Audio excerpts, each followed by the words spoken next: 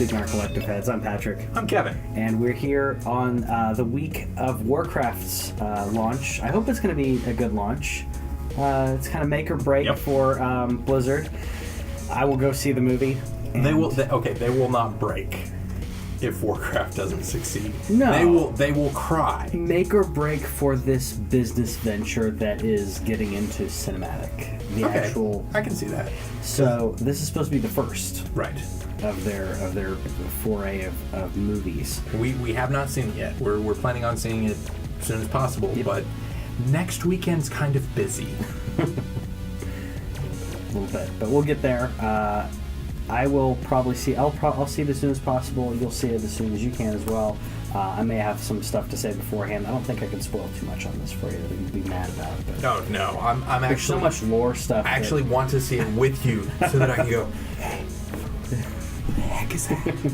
So I may need to see it first, and then that might work. It's gonna be fun.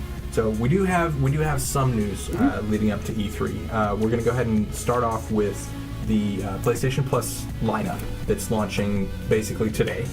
For PS4, we have Gone Home, the console edition, and NBA 2K16. Gone Home is actually one that I bought on Steam. Okay. Didn't play. Bought on Bought on PS4, still didn't play. But I'm gonna play it now. Now you have because I get it for free, and I have a thing that says that I have. I mean, I've wanted to, and it's kind of like the Journey thing. Yeah. Because it was like, hey, just carve out a movie's worth of time. Sure. Sit down and knock this thing out. Yeah. But it's also one of the things. If at all possible, I want to play this with Courtney and be like, hey, give me 2 hours and let's explore this thing together. Yeah. Because I'm really interested in her input particularly. And yeah. Definitely. It could be fun. Yeah. Or not fun, but intriguing. It could be fun. It could be fun. We don't know. We don't know. Also, what I don't know about is Echochrome. I've not looked into this much, so this will be interesting. And then another one I don't know much about, Siren Blood Curse. Yeah. Episodes 1 through 12. Yeah. It's weird because like sometimes on PS3 it'll be like, oh yeah, that game, and sometimes it's what is like so sight unseen. Yes. What is Echochrome? You describe Echochrome, I'll describe Sirens. Okay, Echochrome is a echolocation game where you have to figure out what color walls and objects are. And based on echolocation, possibly smell. Okay. And there may be stairs involved. Okay. That's my prediction, just from the name. Right. Siren Blood Curse is the story of the original Sirens, back from Greek mythology and everything. Their descendants, because they did lure the sailors to their deaths, but there were a few that survived who crashed against the rocks and like pulled themselves onto the rocks. One of the Sirens falls in love, and she takes this human, hides him from prying eyes and everything, which is kind of a thing in Greek mythology anyway. The mixing of the races and the tears and everything. And this Siren Blood Curse is their progeny has been cursed to make reparations in the future for all the lives cost by her mother, who was one of the original Sirens, and she's each episode is her trying to take out the last 12 because she needs to save people that are as important as the 12 ship captains for which her mother was personally responsible. Sounds right. Next up, we have God of War: Chains of Olympus. Another God of War game. Yeah, we got a God of War game last time, and we got a God of War this time. So it's a Vita version at least. And it's the same team. I honestly don't know which one came first, but like I expect this one to have a similar level of quality to what I got last time. Yeah, it's supposed to be really good, and we'll let you know if it is. I'm glad we're getting these because these are ones that I don't think a lot of people played. People played the consoles, the proper releases, but not the handoff releases. Well, the PSP was more popular than the Vita, though. Yeah. So I feel like more people have played this. but they didn't get trophies for it. They did not. And we also get little deviants. Yeah, which is a PS Vita launch title. So, yay! I'll be playing that. We're really digging into the shovel. It's almost shovelware, but it's not shovelware, but it's almost shovelware. It's when they give us the Wheel of Fortune, like 40 game pack of. Yeah. Well, okay. The Reality Fighter. Oh, that was that was absolutely shovelware. like launch shovelware. Yes, it was. And so I don't know. Really, I would be happy if they gave us some of like the and they have given us a lot of like Thomas Was Alone and Binding of Isaac and like the indie titles. Like, okay, the PS Vita audience is mostly JRPG nuts. Mm-hmm. Give us like in-depth like those kind of games. I'm surprised they haven't more. And we've never gotten Persona 4 Golden. Yeah. Which this is a prediction that I hadn't really thought about, mm-hmm. but before Persona 5 launches, mm-hmm. we will not get Persona 4 because if you give us Persona 4, prediction. we're going to be playing it for 100 hours, and that's one of those that you can't just let me play this one and see if I'm excited. You'd have to drop it in the fall. You'd have to have dropped it last fall to give us time to get all the way through it because that thing is depends on the person who's playing. I mean, let's be honest. People are beating Dark Souls in like a couple hours because they're on New Game plus. Yes, but the time it takes to get through a Persona game, like even speed runs of that game are upwards of 20 hours. Sure. No, I agree. I'm just saying, like, people put in 400 or 500 hours into all these different games. Some of us don't have the time for it. Some of us do. So, Horizon Zero Dawn is the biggest news. This broke like right before we started recording, and I'm grateful for that because this matters to me, and I would have been upset to have had to roll that into E3 stuff. Yeah, we don't want to let this up. Yeah, so Horizon has been pushed back to next year. It's going to launch on the 28th of February in the U.S. and March the 1st in the UK. The UK, yeah. Right. So that means that the fall lineup for PlayStation exclusives is again yeah, because we've got Gran Turismo Sport. There's an audience for it. There is an audience for it. It's not as broad. Yeah. And the 2K games will come out. Right, but those are not platform exclusive. No, they're not. So yeah, there's not a whole lot coming out in for the PlayStation faithful, but apparently that doesn't matter because the PlayStation just keeps selling. It's still selling. It's just killing. By conservative estimates, 2 times the amount of So I'm glad that we got a release date. I wish it was earlier, but like we've said before, if it takes more time to get it done right, take your time. Take your time, get it done right, and the other thing is that like this used to be if they don't have a big fall exclusive, then what do we? We've got things to play. That's not a problem. That will probably never be a problem again. Yeah, running out of things to play, and so it just spreads throughout the year, and that's perfectly okay. Come February, I'll play it. February's become especially because February, March, April will not contain a Souls game like for the past 3 years. Yep. So I'll have time. February and spring have been really big times for game launches. So fall, specifically for new IPs. Yes. Because Dying Light is one that I feel like if it had been launched in the fall, would have been buried. It would have been, yeah.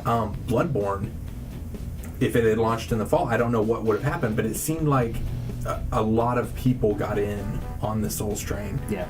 For that game specifically, because it was, hey, there's a big new exclusive. I've heard about these games. Mm-hmm. I'll give it a shot. Yeah. And I think both of those games did well for launching when they did. Yeah. So Horizon, I want it to be good, and I believe that it can and probably will be. Yeah, me too. Gran Turismo Sport has announced that there's not going to be any weather or lighting changes. Yeah. In this release. There in the first couple of iterations, there wasn't lighting, there wasn't night, but starting with A-Spec, they started to kind of bring that into it, and it adds a lot. It really especially the lighting, and because racing games tend to be like these hyper, like super pretty games. Yes. When you have a chance to show off something like the lighting, it can be something that's really neat. Yeah. Especially on like metallic finishes of some of those cars. Yes. You know, it's just gorgeous. You see it kind of shining off, and then neon lights coming at it, and then it starts raining. That complexity in that's really pretty. Yeah, and that was one of the things that Drive Club actually did right, because they introduced weather like 3 months in, and like the way like they would have like slow-mo replays of the cars slowly. Yeah, it's gorgeous. Well, the other thing is the lighting and weather, to me, make it more interesting as opposed to... Before they added really good lighting and weather, I think of like older like arcade games and some console games that it was just the exact same, sunny sky, drive around, whatever it is, and it didn't feel as real. It didn't feel as tangible, because how many times, it feels more real when it's a little stormy or if it's bright. You need those dynamics. Yeah, and it also adds replayability to tracks, because if you're playing a track for the first time and it's bright and sunny and you can see everything, and then you're having to remember the turns. Okay, how far do I accelerate down this before I need to start braking, pulling back, and so it's disappointing, but just sounds vanilla. It sounds vanilla. Yeah, and they also allowed some people to play it a little bit, and they said that it's not as big of a visual jump as they thought it would be from PS3 to PS4. Which, okay, if you look at Last of Us and then look at Last of Us Remastered, there's some smoothing of the edges or whatever, and at speed, but it is a little disappointing. Polyphony, there are some studios that you can give time, and eventually they come out with this amazing product. Yeah. But like, honestly, racing games, there's enough iterations from various companies in between that they're not that different. Yeah, exactly.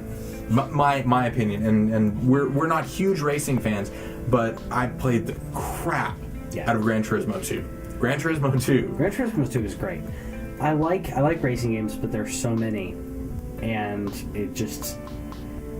it's hard to see through it and go, okay, what do I like about this? What do I like about this? And you know what does it for me? What's that? Sound design. If I can tell the difference between the cars purely on an audio level, because I know what these cars sound like, some of them. Yeah. And like, so if you put me into a Supra, and I know that's one of the basic beginner cars. Oh, but Supra's fun though. Yeah. But I've had two Supras. Okay. I had an 85 when it was still called the Celica Supra. I didn't know that. Yeah. And then a 91, the Supra Twin Turbo, Hunter Green, hands down my favorite car that I ever owned. Yeah. I bought it for $2,000, drove it for 2 years, and then sold it after it stopped working for $2,000. So that's fantastic. That was pretty awesome. People still want those. Yeah, I still want those. Yeah. I mean, if I had the ability at that point, but I had a bunch of medical bills, I honestly couldn't afford a car at that point. Yeah. And I still miss her though. Yeah. So R.I.P. Meadow. And then, actually, while we're on this subject, Gran Turismo will be kind of a licensing push, where if you have a racing license in the game, you can present that information to a racing club in your area and possibly get a license and ability to drive on their tracks. Yeah. Because it's so close. Yeah. That you don't have to go through the whole rigmarole of all the stuff that they normally make you do to get into a literal racing club. Yeah. So I have a yeah, and car. they're advertising this, and I like it. I have a car Yeah, that could work with that. yeah. So yeah, research that and let us know, and don't video while you're driving, but feel free to send us videos of you driving in a racing club after you get your license from Gran Turismo Sport, because that's a thing that could happen. And now I might have to do that because I Do it. have a really fun car to do that Yeah. with. I might have to get some junker tires for that though. Yeah. So that's stay tuned, and we'll see what happens here. Fable Card Combat. Was the secret game that the developers were working on that they hadn't announced. Yeah, they'd it's going to Kickstarter. They'd apparently been working on it for about 18 months or so, and they were very close to finished. The video in the article actually includes an entire PvP match. Yeah. And so yeah, they were very close to development. And IGN and a couple other people have actually gotten their hands on it. I don't know if you saw that yet. Yeah. And the cool thing about it is that Microsoft is allowing them to move forward. They've created a new little studio with the people that were working specifically on the card game, and Microsoft has said, yes, you can use the Fable IP. Keep going with this. That's cool. If this fails, which based on Kickstarters and successful Kickstarters, I don't think this one's going to pan out. I don't think it is for one reason. There's one game you got to dethrone. Yeah. I mean, you've got Elder Scrolls trying to do that, which they have their beta of their card game, which is very similar to Hearthstone. Which Hearthstone, if you guys didn't know, is a Magic the Gathering ripoff, but it's really good. Yeah. So to be a digital game, to be a digital card game, you've got to compete with Hearthstone right now. Yeah. Unless you're something very different. Or if you're in a game like The Witcher. Yes. Because Gwent is fun. Gwent is a lot of fun. Gwent is fun, and this is slightly related. I don't know if you heard, but sorry, hold on. No, that was a rumor. There was a rumor. There was a rumor that I heard, because I hear things, that they're going to do a standalone Gwent game. Yeah. I can see that. I buy it. You know, doing that, especially on mobile. Do that on mobile. Do it on console as well, but on mobile would be really cool. What you can do also, like with Hearthstone, you're accessing the server, and the server tells you what decks you have, right. so you can play it on whatever you're doing. By the way, Hearthstone needs to come to consoles. That may come when's BlizzCon. It's not. It's not. It's not. No. I didn't even. I'm not. So, anyways, long story short, you either have to dethrone Hearthstone or be something very, very different. Yeah. Hand of Fate tried to do something very different in that, but and that's cool because it was not Hearthstone. So yeah, we'll see. Gwent on that's a rumor / prediction. Everyone hates DRM. I hate DRM. Except for... You hate DRM. Yes. He hates DRM. Everyone hates That's DRM. everyone. Except for the big corporate cats in their suits. I'm important, I make money. Especially Apple. Yeah. Apple loves DRM. But since most people don't like DRM, GOG or GOG or however you pronounce it, I always say... Good old games. Good old games. No, you have to... Good old games. They're offering a DRM-free Switch. Right. Which is so fantastic. they'll go ahead and analyze your Steam library, because that's something that they have the ability to access. And it's really cool that Steam has an open enough system that Valve is like, hey, we got this, but we'll let you see what's in there and allow people to make various things off of it. Yeah. It's a very friendly... But yeah, Good Old Games will give you a DRM-free copy of games that are in your Steam library. Now, the library that they're offering is not huge right now, but it exists, and it's something that I can see, especially with older titles. You want to be able to have that on a system that's not reliant on a connection to a server to verification, because that stuff gets messed up. Yeah. It happens. and that's not really a downplay on Steam. It's just, I mean, I buy my games digitally, but there's a feeling of comfort. Yeah. Because we're comforted by weird things. There's a feeling of comfort knowing that this game is yours and it cannot be taken away, no matter what happens. Yeah. And so they're pushing this forward, and it's a one-time switch. So like if you take their DRM free offer, it's removed from your Steam library, but you then have it, and that's a really cool thing for me, and I applaud them for it, and so I wanted to bring that to everybody's attention. Yeah. It's really great because there are a lot of games nowadays that they don't require online, but they check online because you have leaderboards, you have multiplayer, you have all these different things, you have updates.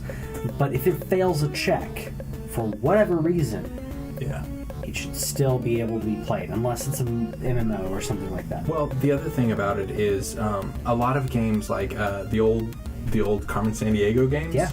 And X-Wing, all of the LucasArts ones had really weird, like, page 17 in the manual, what second paragraph, third, and symbols and all kinds of nonsense. And when they brought them to Steam or to GOG, they got rid of that, which is, very happy. And so this is just one more push to make sure that those games are able to be preserved. Mm-hmm. And so props to GOG for moving forward with one more thing that allows these games to be preserved, to be kept, to be maintained legally. Exactly. That makes me happy. Fighting a good fight. Minecraft will no longer have paid advertisements and promotions built inside of servers. I've never ran into this. And now you never will. And now I never will. And I'm glad that I never will. Because I guess I don't go on a lot of... I go on some multiplayer servers, but it's like a person that I know. Yeah. Because I don't trust people. And because I am around 4 times the average age of some of these people who are on these games. Yeah. I've jumped into multiplayer, and it's like, okay... It's like the people are between the ages of 6 and 10 that I'm playing with, and there's no offense to them because I play with my nephew, but so he's somewhere between 24 and 40. Put your guesses in the comments. How old is Patrick? Yes. So I'm glad that they're not in there, especially for Minecraft. It doesn't need paid advertising. I don't understand why you would do that. I don't get it. But unpaid advertising is fine. Yeah. Because it's not really. I thought this was interesting. I guess there are some multiplayer servers that have paid advertising in them. Yeah, the main one that I saw, because I was researching it, because I didn't initially know what they were talking about, and I went and looked into it, and apparently PewDiePie has a bunch of servers that are specifically PewDiePie related, sponsored. I don't know, but those are gone now. And the internet is better for it. Why did that not surprise me? Because you've been on the internet? Yeah. There was another rumor. This is a rumor episode. Another rumor. He's doing the rumors. I'm giving you news. He gives you rumors. That's on him. There was a rumor. It may or may not have been PewDiePie, but a specific, very well-known streamer was contacting a bunch. I don't know if you heard this. He's contacting a bunch of indie game developers, and saying, "I will play your game and stream your game and stream my reactions to your game for $5,000." Okay. And that's where the internet is these days. Yeah. So apparently they have to make announcements about no more paid advertisements. I mean, you're already sitting playing a game and screaming into a microphone and getting squealing views and getting a ridiculous amount of views. Tips, Twitch tips and all that kind of stuff. Tips are cool. I'm cool with that. Yes, I like this system, but what I'm saying is that and what we're saying is that there is an established ability. You can make a living off of this stuff. Yes, you can. It's tricky, it's difficult, and I do understand, hey, I'm looking for a little bit more income, but that seems a little steep. Because it's mutually beneficial. Yes. Well, ish. It is. That's really steep, especially for an indie game. Yeah. To be like, hey, give me $5,000 or give me more. I think some people were asking more, but it's ridiculous. So yeah, if you're asking for $5,000, knock it off. Stop it. Stop it. Stop it. So Vivendi, which is we've talked a little bit about them before. Yeah. It's a French media company. They have completed a hostile takeover of Gameloft. And if you, like me, initially say, okay, so Gameloft doesn't have anything worth it. Yeah. Yeah. But Gameloft is actually a subsidiary of Ubisoft. And having Gameloft puts Vivendi in a better position to complete a hostile takeover of Ubisoft. And that I do not want. That scares me because yes, they put out they do the Assassin's Creed and the Divisions and like the big mega things, but Ubisoft also did and I know I keep talking about these, but Valiant Hearts and what's the little Child of Light? Child of Light, yeah. Yeah, which I'm really hoping we get a second one this E3 because that game was amazing. Yeah. Child of Light is an astounding game. If you have not played it for whatever reason, quit it and go play it because it's really, really good. And if you have little people, they can take over the second controller and they can play it with you, and it's a wonderful experience, a wonderful story. And if Vivendi takes over Ubisoft, those games, those projects, those titles will die. Yeah, it's what's really sad about that is not only will those projects die, but you will see the bane of video game existence, at least for the what do we call this, the 2000 teens, 20s for these days, for the 20s. No. Moving on. Of microtransactions in a paid game. Or a game that's basically built around microtransactions. South Park lampooned this perfectly years ago, and we're still seeing this. If a company like this takes over Ubisoft and has that much pull, it's going to destroy gaming culture and the art of these amazing IPs. Yeah. So, and there will also be a lot of people because of this. Talent is going to drain from Ubisoft.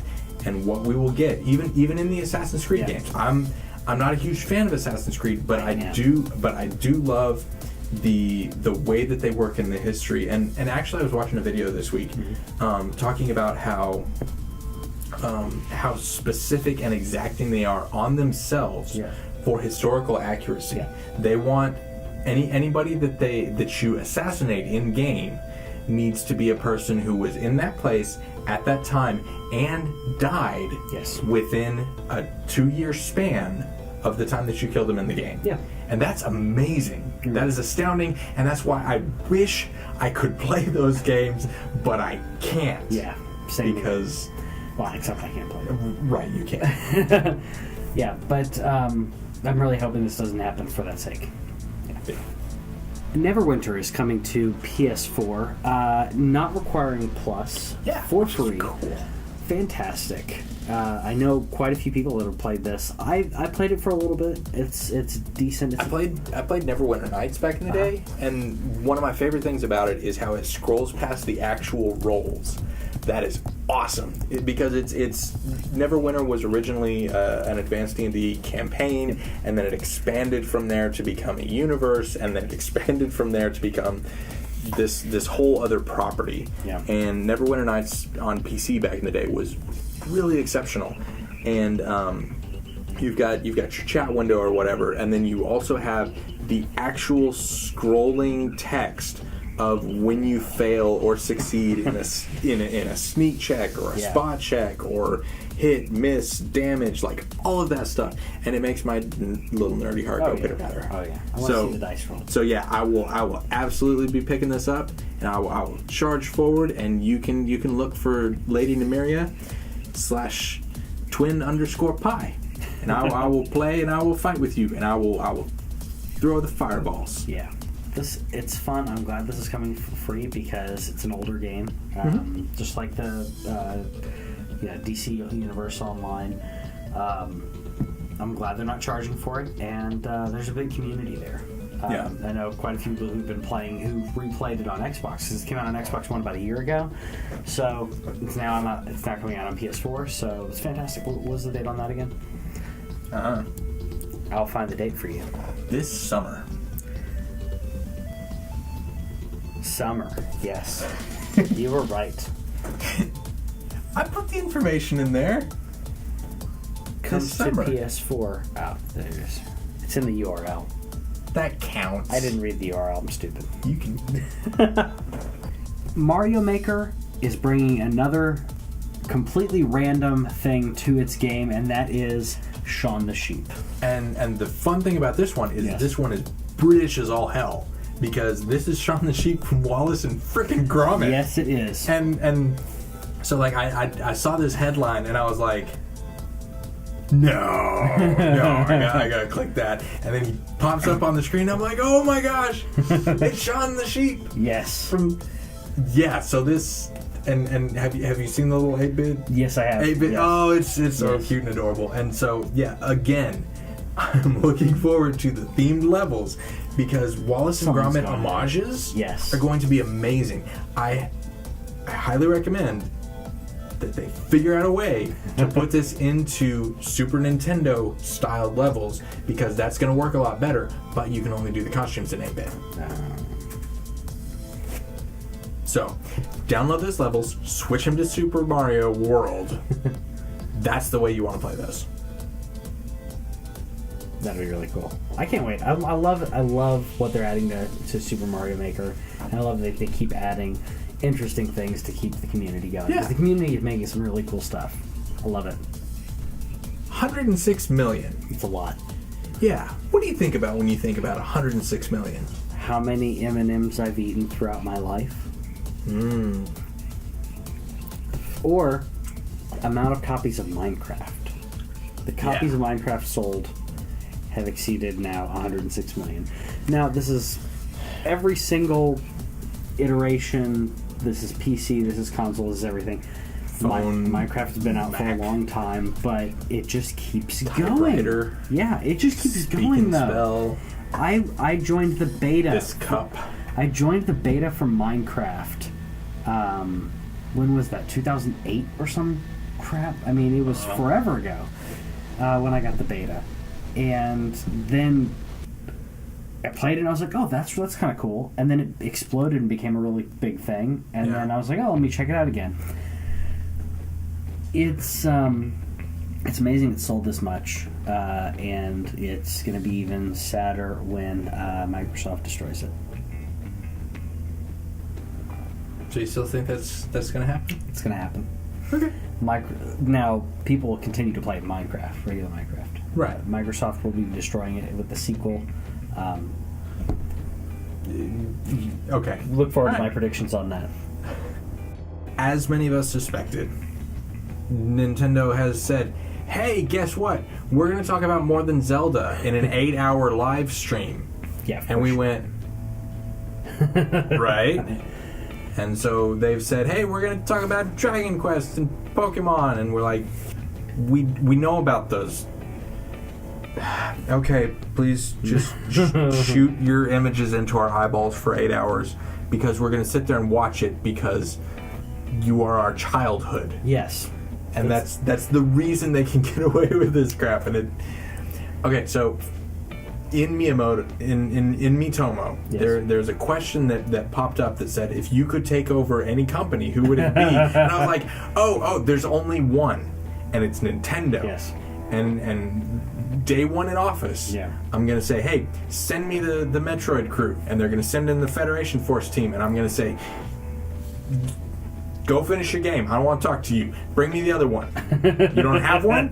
Then make them. And make that team and send them in here to talk to me. Because that's what I want. And I don't care if you send me half a dozen people and then I have to poach somebody from Drinkbox. Drinkbox, yeah. Because give me one Drinkbox person and a team of competent programmers, and I will give you the Metroid game that you don't even have to give us a new Prime 3D full special. give me Super Metroid 2, and I will buy the crap out of it. And don't forget to kick every single person in hardware right in the pants. Yeah, Just right in the pants. Right in the pants. Right in the pants. Well, I don't. They've been playing so behind in hardware. But that's not a decision that's made at the hardware team level. That goes all the way to the top. That's true. And that's why I need to be at the top. Yeah. Also, taking home that paycheck. That'd be nice. Yeah, that'd be cool. Yeah. EA has removed gender restrictions from Sims 4. If you're thinking, hey, Sims 4 came out forever ago, you are correct. It did. And it's interesting to see, because EA is a huge company. And you would like a lot of their decisions are, hey, let's play it safe and let's just keep releasing our sports games and stuff. Yeah. But that budget also allows them to push the envelope a little bit. And through BioWare, they were the first to have a trans character. Exactly. Does EA publish Mass Effect?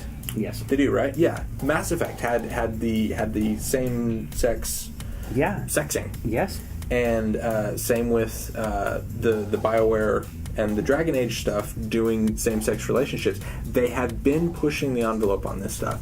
And so with this update to Sims 4, they're saying, hey, if you have a character who was created male, whatever, they can have whatever hair they want.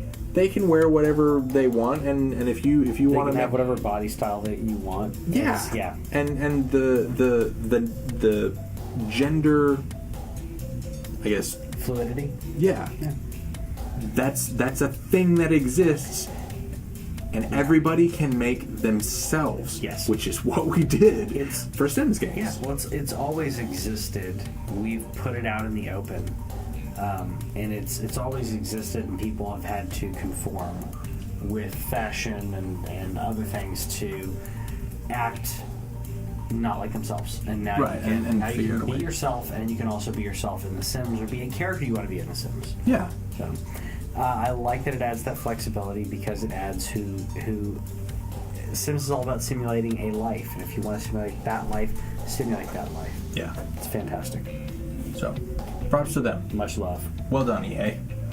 You worst company ever. You've said it. You've said that once this year. Yeah. It's the first time this year I've heard that said by anyone. Well, we're coming around on the contest, so we got to get to that. Yeah. But and that's the reason that no, EA is not the worst company ever. They do good things, and I appreciate them for it. And I'm still not gonna buy your sports games. Nope. But I will support you when you put out things that I'm willing to put my money down. And thank you. Exactly. Thank you, EA. Like all levity aside, this is good. This is positive. I support and am very happy and excited that this is a way that video games are moving forward. And a company with as big a budget and as big visibility as EA is, which is they're the monolith. Yeah. Not to be confused with Monolith, because that's a different studio. But they are the big one. Yeah. And I'm very happy that they're moving forward on things like this, and they keep pushing this so that everybody can play video games, because video games are for everyone. Everyone. Soapbox off, and I'll pitch it off, and we'll talk about news. Yes. Next story. Ready at Dawn has revealed their new game, Deformers. Yep. And Ready at Dawn is the people that made the Order 1886. They made the Chains of Olympus and the God of War games that we were talking about. They have made great games and have not gotten the spotlight that they needed. Right. Order 1886. It's pretty. It's pretty. So pretty. And for what it is made to do, it does it well. But it is not what everyone thought it was going to be. It is short, and by short I mean, which I think is 12 15 hours. If you do New Game Plus. Oh, is it? It took me about 7. Okay. So, really short, but pretty. So, I'm really hoping that this is a. I mean, it's a new IP, but I'm really hoping that this gives them a little more credit, a little more push. Yeah. I mean, whether or not the IP itself takes off and it spawns sequels, I don't know. Probably not. Who knows? We don't know. It's way away. But one of the cool things about this is it also reveals Yeah. how, because Ready at Dawn is a first party Sony studio. yes, They did the Order 1886, which got tons of money poured into it, and then people went, eh.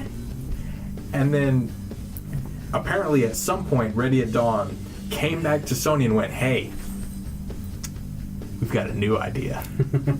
And Sony went, okay, yeah. do it. And that's awesome. I think it's because Sony is smart enough to realize this is art and it is business. You are selling art. Some things are hits, some things are misses, but they don't go on firing sprees or blame the wrong people Yeah. involved. Well, and then every once in a while, they'll come up with something like when the Jack and Daxter people are like, "Hey, we want to make Indiana Jones, but not with Indiana Jones." Yeah. They went, "Okay." Okay. And then a decade later, you've got this amazing, critically acclaimed, best-selling, Yes. humongous team that you can just rake the money in, and those type of investments. That's where Sony gets a lot of its cachet and a lot of its money comes from. The fact that it's willing to be like, okay, go Yeah. for it, and I'm really happy about that. Yeah. Very happy. We don't know anything about the game, which you can probably tell because we didn't talk about the game. It's Deformers. It's Deformers.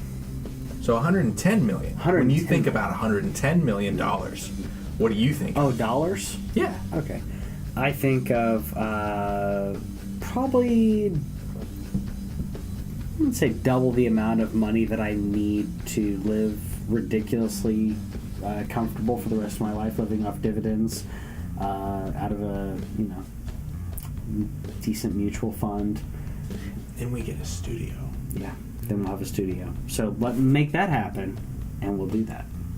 We will give you more stuff all the time. Yeah, feel free to send us $110 million. $110 million. Anybody that's watching. And we will continue the show and have episodes daily. So, do that. It's on you now. But $110 million is also how much Rocket League's made in sales. Yep. And I could not be happier for them because I want to send them a birthday cake. I'm not joking. Like I might like order like Tiff's treats or something and send it to them. I am so happy for these guys. Yeah. I'm not joking. Yeah, that's coming. I will absolutely contribute. There. All right, we're sending cookies to the developers. These guys are great. We've been supporting them monetarily.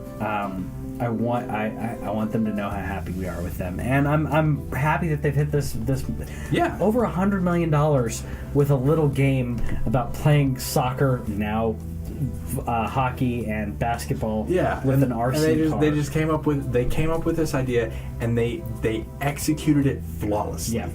And that game is so fun, and they keep pushing it out and they keep giving us free stuff and updates and maintaining the servers and yeah.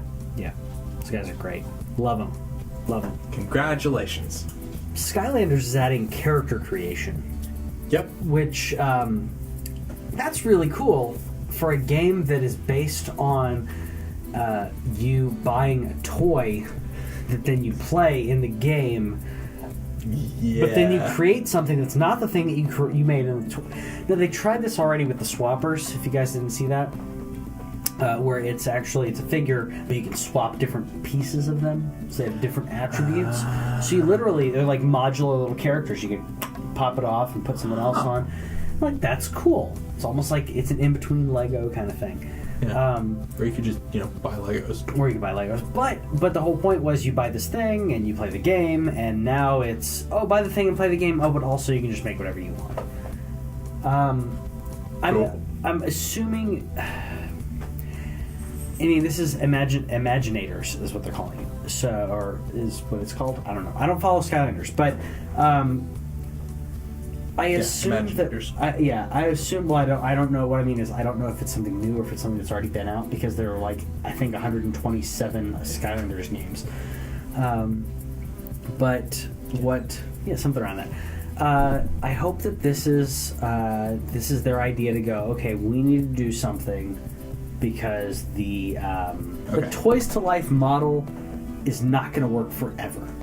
Okay, Disney realized that. Disney's pulling out. Yeah. I think part of that is they tried their Disney Play, whatever it was called, for Marvel thing where you can buy figures, and that did not work. Yeah, that was. Lego's trying. Lego will continue to be able to do it because it's Lego. But Toys to Life will see its end in 2017. Is my prediction. All right. Skylanders, I think this is their idea to go, okay, we're going to pull out of this market. We got a lot of cash. Pull out of the market, create this other thing. You can still create miniatures. People will still buy those if you create a good miniature. But I think that's what the idea behind this is. And that's just my prediction out of this. I've been seeing Toys to Life kind of coming to end. When Disney pulled out, I thought, okay, yeah, it makes sense. Because they're just, if you go into like Target or any of those places, it's just full of them. Yeah. And it's just a really difficult and volatile market that's incumbent on variables that you can't really see. Yeah. And it's just really difficult. And you have to split your market. It's like buying a new console in addition to the console that you have, because you have to buy all of the figures. So. Apparently people wanted a Final Fantasy XII remaster. I'm not one of those people. You're not one of those people. I think that they did the math wrong. It's a half. 12 divided by 2 is 6, and that's what we wanted. Just give me the... I'll buy 6 again if it keeps me from making it. Don't touch my 6. Yeah. It's going to happen, by the way. It's going to happen. And I have to... And you're going to have to deal with that. Hey, I'm dealing with the iOS port pretty darn well, because that thing is hideous. Yeah, it is. I'm hopeful that when it comes to 6, I'm hopeful at one point they'll be able to do that. Not as much for me, but for for the younger generations who have trouble playing older games. 12 isn't that old. If it allows, and that's the other thing is like, if you look at the PS2, there are some really graphically ambitious titles on there. Yeah. Final Fantasy XII was graphically ambitious, but if you want a PS2 role-playing game, buy Odinsphere Leapfrogger. Yeah. Because I played the demo, and expletive. I want that. Did you play it? I didn't. Did you play it back in the day? It's so good. I need to play it. It's so good. So yeah, if you want this one, cool. If you don't, buy Odinsphere, because Odinsphere is so fun. And let us know in the comments. Did you like 12? Because I'll be honest, I didn't play 12. I got about 10, 12-ish hours in. I remember that there was Rule 34 Bunny. Okay, look. Okay. Flan, whatever her name was. That is a hot bunny. That bunny is so hot. Hey, and that's what I remember. And that you could tell you people like, hey, if I cast oil, you cast fire. But then they would just keep doing it, and so it wasn't. It was a lot of work.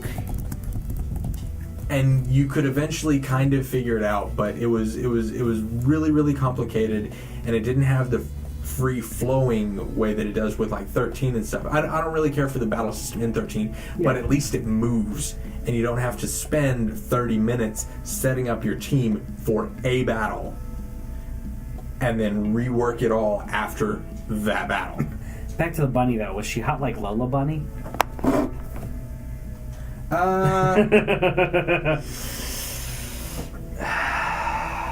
Because come on, it's a kids movie. Yooka-Laylee was delayed to a firm Q1 2017 release. Yeah. Okay, cool.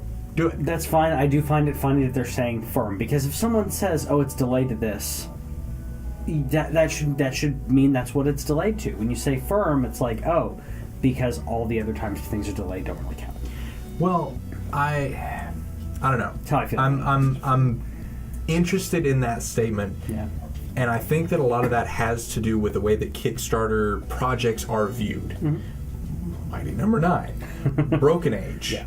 Like a lot of these big projects have, oh, well, we're delayed to this. Yes. Well, how about this? Yeah. How about this? And they keep moving the goalposts. And I think that the reason that they phrase this the way they did is they're like, okay, we've been working on this project. We know what we need to do. We're still working on it, but this is the project end that we see. And it was going to be like, you know, kind of Q4 2016. It's not a huge delay. Sure. But I'm going to go ahead and believe this one. It's not that I disbelieve it. I was just saying it's the industry itself. The phrasing is weird, but I feel like it's phrasing that is precipitated by the way that this particular type of project is perceived. Yes, I agree. So I agree. We'll see. Yeah. Our last story for this week is Division. Should it be a movie? ? Jake Gyllenhaal says yes. And Jake Gyllenhaal is producing and starring in the Ubisoft video game movie Division. So we'll see. It could work. It's not. It's not that it can't work. It's a good setting. Yes. And like the whole dystopia, we push things past this boundary. There are character driven stories to be told there, and the best stories are always character driven. Yes, they are. That's just how this works. Yeah. Except for Alice in Wonderland. Alice is just kind of there as a token character for us to perceive the world through. But ignore that, because character driven stories is the best ones. Yeah. And that's if there's a story to be told there, and there is, yeah, it can be drawn out, and we'll see how close they stick to. I mean, because Division is an MMO, it's a lot more open, and you're not going to have to adhere to specific bullet points. You don't have as far as to, the story goes, but you have to bounce what you believe the Division represents against what everyone else plays it as. Because but they're all angry, so you don't like you're already in a place where you don't have to please them because they're going to be angry no matter what you do. It's true. Yeah, cool. Sure, it could be good. I like Jake Gyllenhaal, so we'll see what happens. I like Jake Gyllenhaal. Yeah. He'll always be Donnie Darko to me, though. Yes, he will. Always. But he's great. So let us know in the comments what you think about the Division coming in to be a movie in the cinema, and Warcraft. And let us know, is there yeah. Let us know if there's another video game franchise you'd like to see a movie franchise. We're getting Assassin's Creed, GoldenEye. That'd make a heck of a movie. It would make a really good movie, right? I mean, oh man, that'd be really cool. Oh man, shall I jump off the dam and everything? Nailed it. That'd be cool. See you later.